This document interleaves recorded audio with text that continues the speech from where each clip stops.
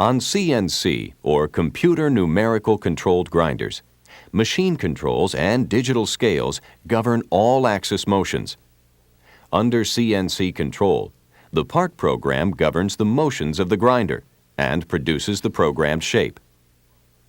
CNC grinders reduce setup time, increase flexibility in production, and make parts which are more uniform and predictable for consistent quality.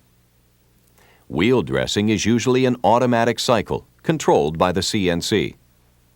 CNC has expanded the types of shapes cylindrical grinders can generate.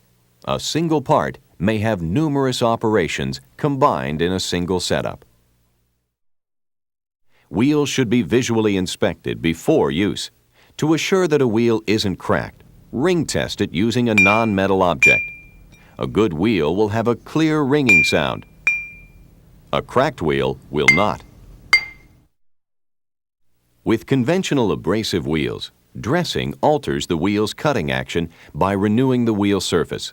This is achieved by removing or fracturing dull grains with a diamond dressing tool.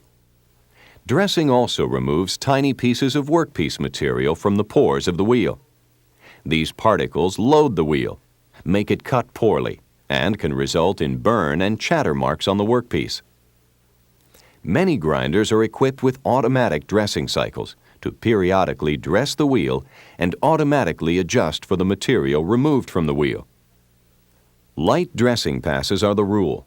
On conventional wheels, a single-point diamond removes about 1/1000th of an inch or 25/1000ths of a millimeter per pass. Cluster or multi-point tools may take up to 5 times that per pass. Careful control of friction is more significant in grinding than in other machining operations.